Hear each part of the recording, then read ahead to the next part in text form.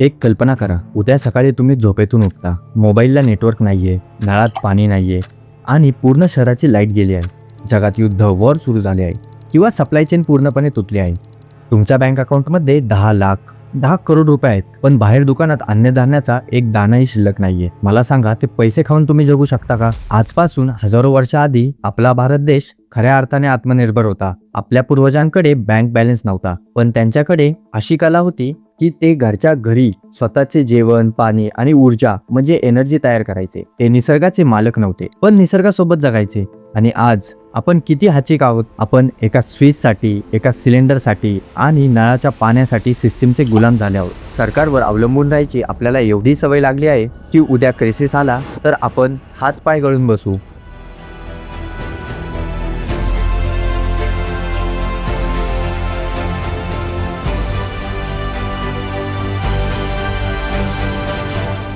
नमस्कार मित्रांनो, टुट्टू इन्फोच्या या स्पेशल व्हिडिओमध्ये तुमचे स्वागत आहे. आज आपण ही गुलामी सोडणार आहोत. व्हिडिओ शेवटपर्यंत नक्की बघा, कारण आज मी तुम्हाला जगभरातले असे 4 चमत्कार आणि इनोव्हेशन दाखवणार आहे, ज्यामुळे तुम्ही तुमच्या घरी किंवा टेरेसवर बिना कोणाच्या मदतीने फ्रीमध्ये लाईट, स्वतःचा गॅस आणि जेवण कसे बनवू शकता. तयार आहात स्वावलंबी बनायला? चला तर मग सर्वात आधी बघूया आपण घरच्या घरी ऊर्जा म्हणजेच फ्री इलेक्ट्रिसिटी कशी तयार करू शकतो. मित्रांनो, जेव्हा संकट येते तेव्हा सर्वात आधी जाते ती म्हणजे इलेक्ट्रिसिटी किंवा लाईट. तुम्ही म्हणाल की आमच्याकडे इन्व्हर्टर आहे, पण ते इन्व्हर्टर किती तास चालणार? 4 तास? 8 तास? जर पूर्ण शहराची लाईट 15 दिवस आली नाही तर तुम्ही तुमचे मोबाईल, तुमची लाईट कशी चालणार? आता खूप लोक म्हणतील की आम्ही सोलर पॅनल लावू. ते उत्तम आहेच, पण जर पावसाळा असेल किंवा सूर्यप्रकाश नसेल तर?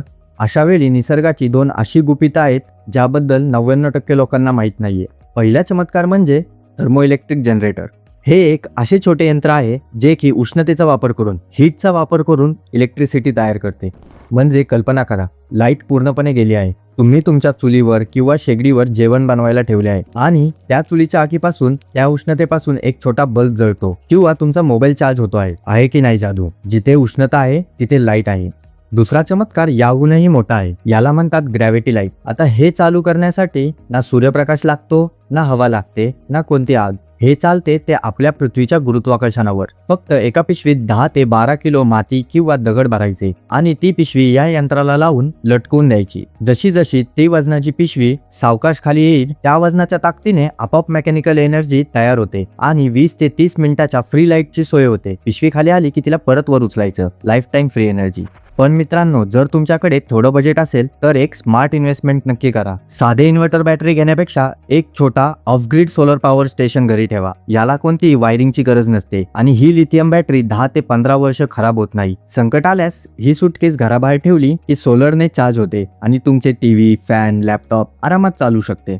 लाईटची सोय तर झाली, पण पोटाची आग कशी विझवणार? उद्या गॅस सिलेंडरची सप्लाय बंद झाली किंवा 5,000 रुपयाला मिळू लागला तर घरी जेवण कसे बनवणार? आता बघूया झिरो कॉस्ट कुकिंग गॅसचा चमत्कार. नॉर्मल चुल्यात धूर होतो आणि लाकूड जास्त लागते, पण जगात एक असा आविष्कार आहे ज्याला वूड गॅसिफायर म्हणतात. या चुल्याची रचना अशी असते की यात टाकलेली लाकूड किंवा पालापाचोळा जळताना त्यातून वूड गॅस तयार होतो आणि हा गॅस सिलेंडर सारख्या निळ्या आगीने जळतो, म्हणजे ब्ल्यू फ्लेमने जळतो. अजिबात धूर नाही आणि खूप कमी लाकडात पूर्ण स्वयंपाक होतो. दुसऱ्या महायुद्धाच्या वेळी युरोपमध्ये या पद्धतीचा वापर करत होते. आणि जर तुम्ही फ्लॅटमध्ये राहत असाल जिथे चुला लावता येत नाही तर मायक्रो बायोगॅस किट ही तुमची लाईफ सेवर आहे. हे छोट्या टेंट सारखे आहे जे बाल्कनी किंवा टेरेसवर सहज ठेवता येते. घरातला रोजचा ओला कचरा, भाजीपाला, उरलेले जेवण यात टाकायचे आणि त्यातून डिरेक्ट पाईपने तुमच्या किचनमध्ये फ्री गॅस येतो. कचऱ्यातून इंधन, हे आहे खरे स्वावलंबन. मित्रांनो, क्रायसिसमध्ये सर्वात आधी दुकानातल्या भाज्या आणि अन्नधान्य संपते. आता आपण बघूया, माती असो वा नसो, आपल्या एका फॅमिली पुरते जेवण आणि भाज्या आपण घरच्या घरी कशा तयार करू शकतो.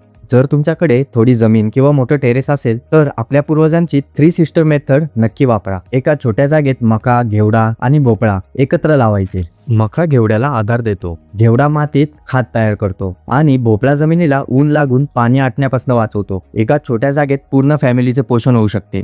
पण जर तुमच्याकडे माती नसेल किंवा खूप छोटी बाल्कनी असेल तर क्रॅटकी मेथड तुमच्यासाठी जादू आहे. यात माती लागत नाही, लाईट लागत नाही आणि मोटरही लागत नाही. फक्त एका डब्यात पाणी आणि न्यूट्रिएंट्स ठेवून रोप लावून द्यायचे, ते आपोआप वाढते. आणि जर बजेट असेल तर व्हर्टिकल हायड्रोफोनिक टॉवर घेऊ शकता, ज्यात एका छोट्या कॉर्नर मध्ये तुम्ही 40 ते 50 रोप एकदम फ्रेश उगवू शकता.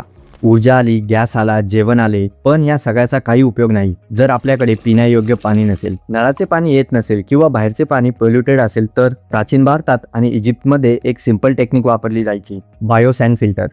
एक मोठा डब्बा घ्यायचा, त्यात सर्वात खाली खडी, त्यावर कोळसा आणि सर्वात वर वाळू टाकायची. कितीही घाणेरडे पाणी यातून पास केले तर कोळसा सगळा बॅक्टेरिया आणि केमिकल शोषून घेतो आणि तुम्हाला 99% शुद्ध पाणी मिळते, तेही बिना इलेक्ट्रिसिटीचे. आणि जिथे पाणीच नाहीये तिथून हवेतून पाणी काढले जाते. छोट्या जाळ्या, फॉग कॅचर्स म्हणतात त्याला, त्या लावून पहाटेच्या धुक्यातून ड्यू ड्रॉप्स गोळा करून पिण्यायोग्य पाणी बनवले जाते. जर ऍडव्हान्स ऑप्शन हवा असेल तर लाईफ स्ट्रॉ सारखे मॉडर्न अल्ट्रा फिल्टर्स घरी साठा करून ठेवा, जे कुठल्याही घाणेरड्या पाण्याला डायरेक्ट पिण्यासारखे शुद्ध करतात.